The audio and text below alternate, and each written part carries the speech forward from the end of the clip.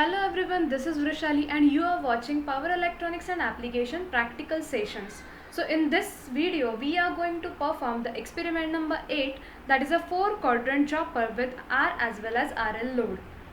So aim of this experiment is to study 4-quadrant DC chopper. The objectives are to study working of a fixed DC to variable DC converter with the lamp as well as motor as a load. So lamp is nothing but the resistive load, whereas the motor is inductive load. And another objective is to study the multi-quadrant operation of choppers and their significance. So equipments required are experimental kit, connecting probes, DSO to observe the waveforms and multimeter. So what is a chopper? The fixed DC voltage or input is converted to the variable DC. This is the operation of chopper. A chopper is a static device that converts fixed DC input voltage to a variable DC output voltage. It is a high-speed on-off semiconductor switch. It connects source to load and disconnects load from the source at a high speed. It is also known as DC to DC converter. It is widely used for a motor control and also used in the regenerative braking. So there are two types of choppers according to the input-output voltage levels, step-down chopper and step-up chopper.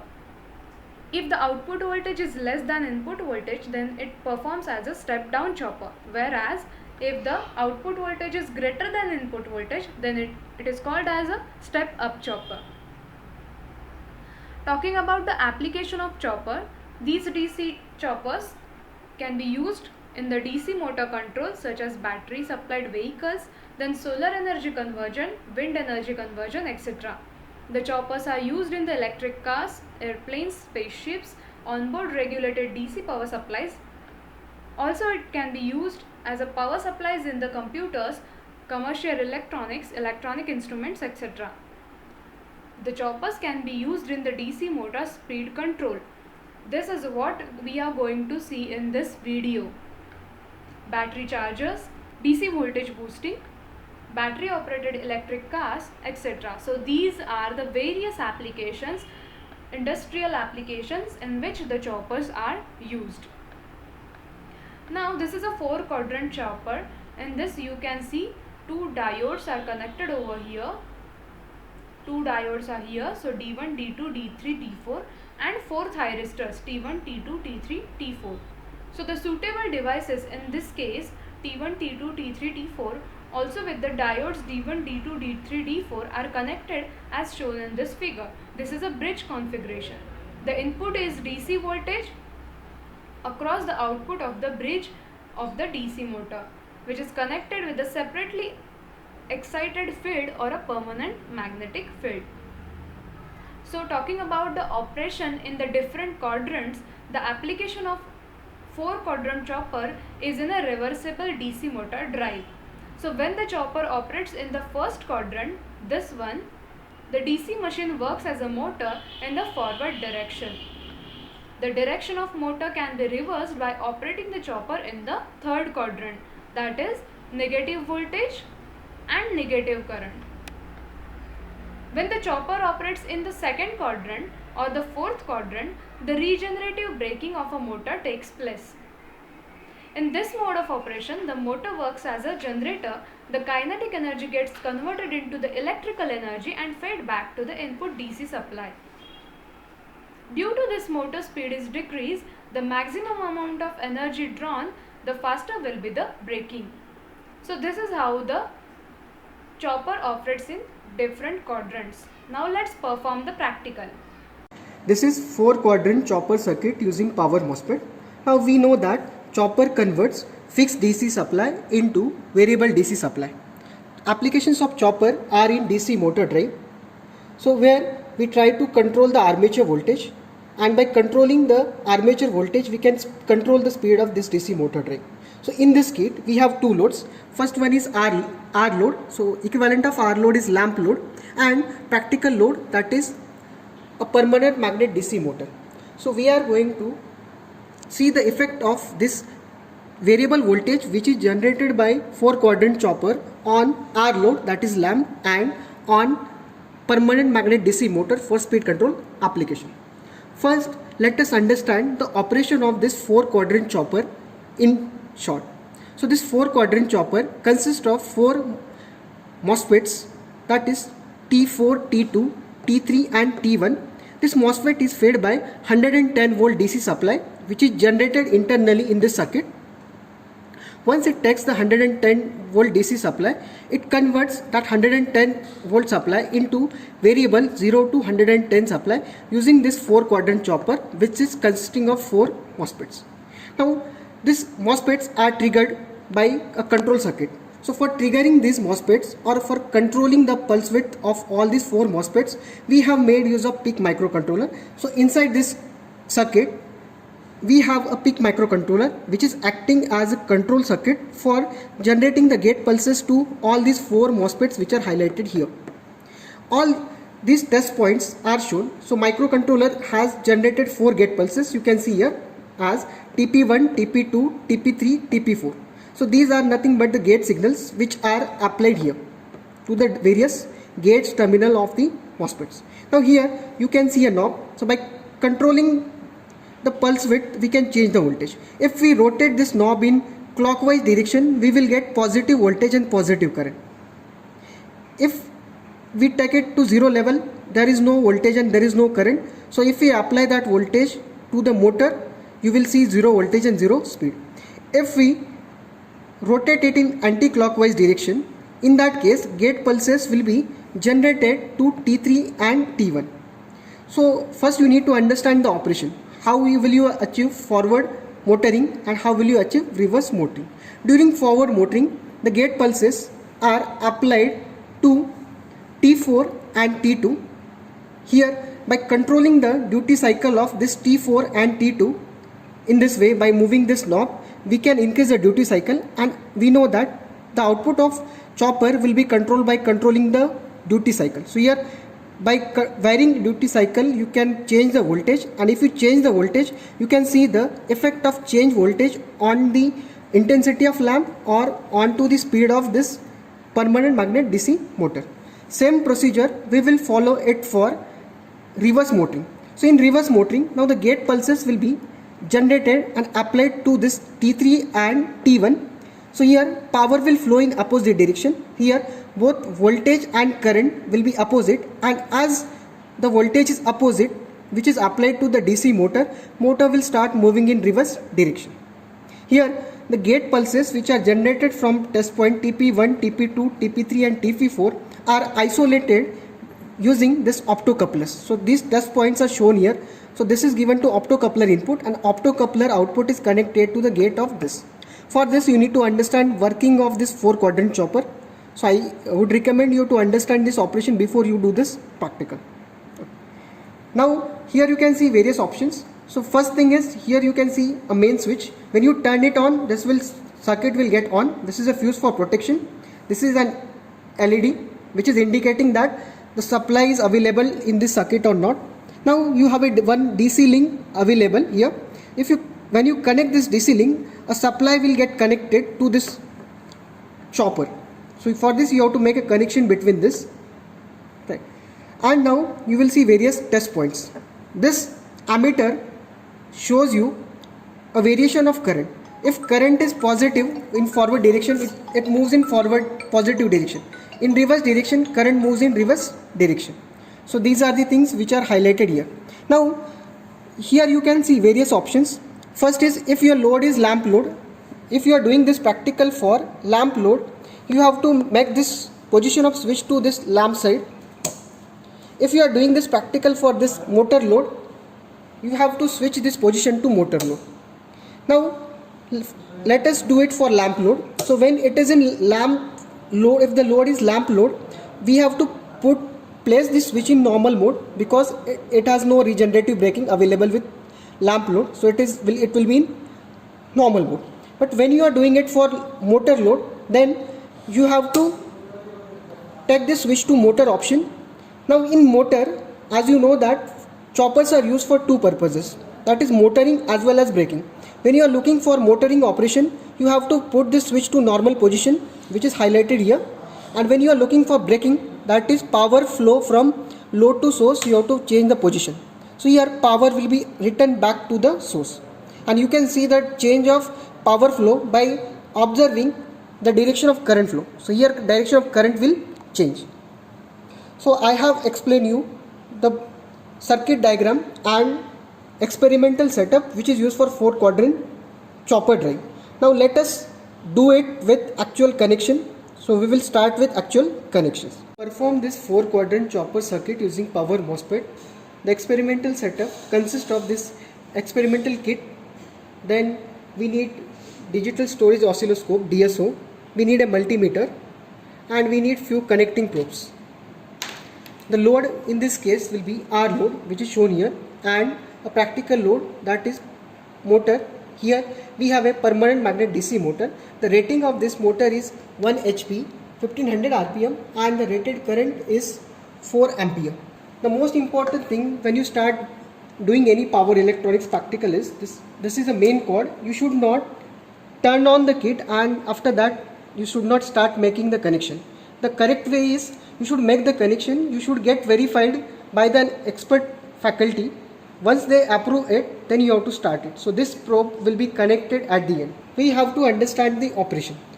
So here you have a 4-quadrant chopper, and we know that for forward motoring the gate pulses are applied to this T4 and T2. So the first thing is you will observe the gate pulses for T4 and T2 during forward motoring. So for this you need a DSO. So we have 2 DSO probes here. So one probe will be connected to test point 2. So here the ground terminal is connected to the ground of this kit. Second probe is connected to the test points of this 4. So here we have a test point TP4 which is shown here. So we have connected the gate probes here. Now the next point is, before starting this kit, so this main switch will be turned on at the end. We have to connect this ammeter link. So if you want to measure current, you can put a current meter. Right now we are not looking for current measurement, that's why this link is shorted. So this LED will indicate that your circuit is closed or open or closed, or whether it is on or off. Now next point is we have to select a mode. So here you have a motor mode and lamp option. So first option here is you have to put this switch onto the lamp mode. This second switch SWT will be on normal mode for lamp load. Now we have to measure the effect of change in duty cycle on the output voltage. So here the motor is connected here. So these points are highlighted, A1 and A2. Same points are connected to lamp. So when we place this switch on lamp load, these 2 points of output of chopper are connected to this lamp. Now if we have to measure the output voltage, we have to connect a DMM across A1 and A2. So we are connecting the positive terminal of DMM to this point A1 and to the A2. Now one more important thing is, as you know that the output of chopper is in DC, you have to place this DMM on the DC mode. And as we know that the output voltage will range in 0 to 100 volt. So we are placing it at 200 range. Now let us verify the connection. So we have connected this link. So and this knob is at 0 position. Now for forward motoring, first we will perform forward motoring. So for forward motoring, this T4 and T2 will conduct. So we are now observing the gate pulses of T4 and T2 at this test point TP2 and TP4 with respect to ground. And a DMM is connected and this is placed on voltmeter range. So we have observed everything. Once you verify it, now it's time to make the input connection. So first connect this to your main supply here. Now turn on this switch. So main supply is connected to this. Now next thing is you have to turn on the mains of this kit. So you turn on it. So here you can see that this kit has started. This LED is indicating that 110 volt is available to this chopper. Then you see that this is at 0 potential position. Right now, as we have not increased the duty cycle anything, we will not see any voltage and any waveform on to this DSO. Now we will start performing this practical. So first option is we will perform forward motoring operation or quadrant 1. So in this we have to do 4 things. First is using this knob we will change the duty cycle. This knob is highlighted here, and we will see the effect of change in duty cycle on to the intensity of lamp. So you have to observe the change on intensity, and at the same time you will see the change in voltage.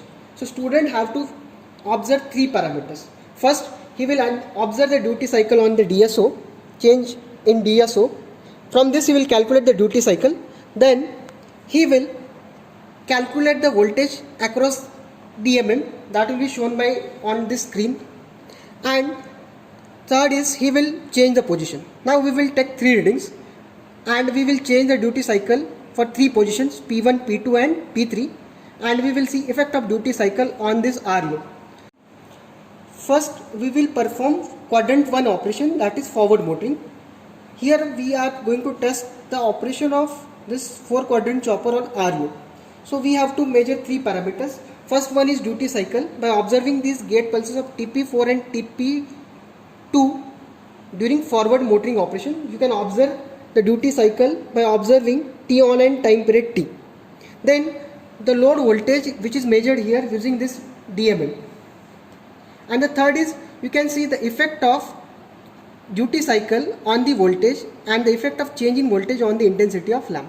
So when you take any reading, you will observe 3 things at a time. So let us start first reading. So you will move this knob to position P1. So here you can see some readings. So here you are seeing the output of test points TP2 and TP4. So out of that, TP2 is pulse width modulated waveform and TP4 has constant 5 volt supply. It is not at ground level. Now in order to find the duty cycle, we cannot measure the duty cycle by test point TP4. So here you have to calculate duty cycle from test point 2. So now to take this reading, first adjust the amplitude of voltage level. So using time per division and volt per division, we have adjusted it. Now second thing is you have to measure duty cycle. So duty cycle is calculated by calculating T on by T. So you can consider any waveform and you have to measure T on and T of that. So for this you have to go on this measure option, then press cursor option. Here you will select type. So as we are interested in finding amplitude of that waveform and time period, if you have to find what is the amplitude of it, you can use amplitude option, and if you have to find the time period, you can use time period option. So right now we have to calculate duty cycle by calculating time period. So I will set it to time. So here you can see cursor 1 and cursor 2. So cursor 1 you can move it using this. So let us start calculating. So this is the point where the waveform is starting, and this point, from this point you can adjust the cursor to. So first is we will calculate T. So here you can see that the time period is 20 millisecond. So delta T means the difference between the time period of these two cursor is 20 millisecond, and you can calculate the frequency also. Now you will select this option type. As we have to calculate the time period, so we will place this on time mode. So there are two cursor 1 and cursor 2. If you want to select any cursor, you can press a button in front of this icon, cursor 1 and cursor 2. Now let us calculate first T. So cursor 1 is moving here, so it is placed here at the start, and cursor 2 is, I am going to take it till this end. So here this is the entire time period T, which is taken by the waveform to complete its 1 cycle. So this time period between these 2 points is calculated as total time period, and that is shown on this scale. So during your experiment you will note that T. So now we have to calculate T on. So you have noted T. Now T on will be this time period. So we have placed a cursor between this on time. So this will give you this delta T, and you will consider this as what? T on. Now you have to create an observation table where 3 parameters will be measured. First you have calculated this T on by T. So first column is T on, then T, then you will calculate duty cycle. Duty cycle will be T on by T. Okay. So for same reading, now calculate the voltage. So here a multimeter is showing 38.8 volt or voltage close to 38, and you can see the effect on light intensity. Now let us change the duty cycle further. So if you change the duty cycle, this will be the second position. Now let us take second reading. So when you change the duty cycle, you will see that the on time has increased here. Now again, this is a constant frequency operation, so T will not change, but still if you want to measure, you can calculate T between these two cursor. And now if I want to calculate this T on, so this will be measured in this way. So now here you can see that duty cycle is approximately 50%. So you are supposed to get 50% voltage of input voltage. So here you can see that as we have increased this on time, the voltage across this load, that is of chopper, has increased, and the change voltage effect is on the intensity of lamp. So you can see that the intensity has increased further. Now if you increase it further, you can see that in third reading the duty cycle is approximately 80%. Again you will calculate T on and T. You will calculate duty cycle, you will note down this DC voltage, and you will see the effect on intensity. So we can make one conclusion that during forward motoring or first quadrant operation, as we increase the duty cycle through this knob, the duty cycle increases, the voltage increases, and the intensity of lamp also increases. If you do the same thing for motor load, you will see that speed of motor will increase. These two parameters will remain same. Now we have done with this forward motoring. So again decrease this duty cycle and stop this. So now the duty cycle is set to 0. Now we have to perform reverse motoring operation. Now we will perform reverse motoring, that is third quadrant operation. So again we have a R load here. So now in reverse motoring operation, the gate pulses will be applied to this T3 and T1, and the duty cycle of this T3 and T1 will be controlled through this knob by moving this knob in anti-clockwise direction. So now the first point is we will observe the gate pulses of now T1 and T3. So remove these gate pulses, connect it to T1 and T3. So during this time interval, the gate pulses to T2 and T4 will be removed or inhibited. So here the current and voltage will be negative, but the power is positive, and motor will move in reverse direction as the voltage is negative, but power will start flowing from source to the load. Now first we will do this operation for lamp load. So again, for doing the experiment for lamp load, we need to calculate the duty cycle. So it will be measured by calculating T on and T off control signals. That will give you duty cycle. Then you will see the effect of duty cycle on the voltage by here with this DMM, and last is you will see the variation of voltage here, and the variation of voltage will affect the intensity of this lamp. So let us take two readings here. So move this knob in anti-clockwise direction. So here you can see the first reading. So here again you have to calculate this T on by T. So again go in measure cursor, you have to select this time option. So here if you first you calculate T, so this will give you T, then you have to calculate T on, so move your cursor accordingly. So you will calculate duty cycle, that is third column. For this position we have got this voltage 78.9 volt, and you will see that intensity is this much. Now if we increase the duty cycle, you can see that second reading is the duty cycle has been increased, but T is fixed. So calculate duty cycle, you can see that as we increase the duty cycle, voltage has increased, and as the voltage has increased, the intensity of lamp has increased. So we have understood effect of duty cycle on the voltage, and specifically we have seen the effect on light intensity control, that is R load. Now we will do it for RL load. So when you have to do it for RL load means practically this in DC motor. So while doing this experiment, first thing is you have to stop this, or you have to reduce the intensity or voltage. So move this to 0th position. Now turn off your kit first. So we have finished with R load now. Now let us do it for motor load or RL load. So for RL load, change this position of the switch 3 to this motor load. keep switch to at normal operation. That means we are looking only for forward motoring operation. So when you use this motor load, you are trying to drive this motor. So instead of lamp intensity control, now we are trying to control the speed of this permanent magnet DC motor. So again we will start with forward motoring. So for forward motoring, the test points will be TP2 and TP4. Experimental setup will remain same. Now again start this kit now. Gradually increase the speed. Take 3 readings. First this is at 0th position. So first position is, let's say, this position.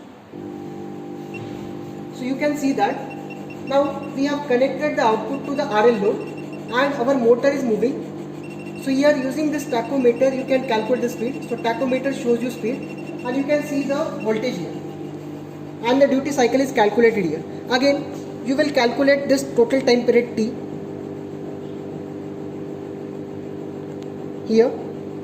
So by placing 2 cursors you can calculate T.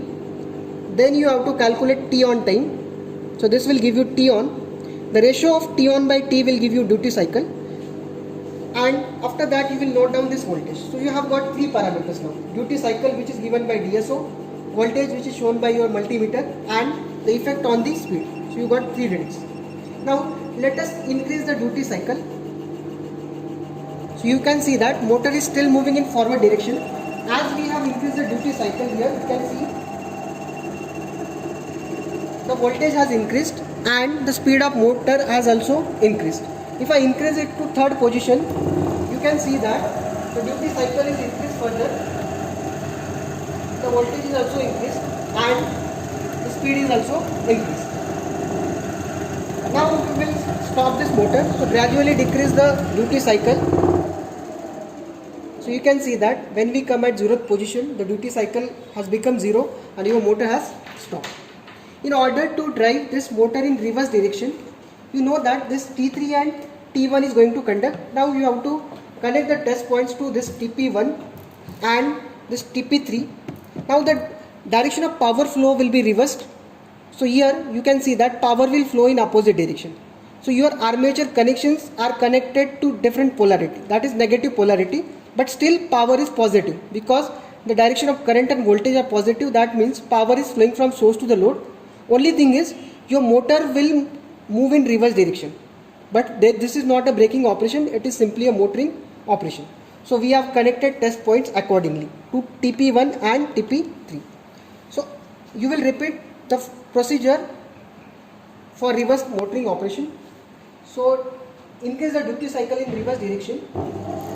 You can see that the output current is also negative here, the output voltage is also negative here, and the duty cycle is shown here.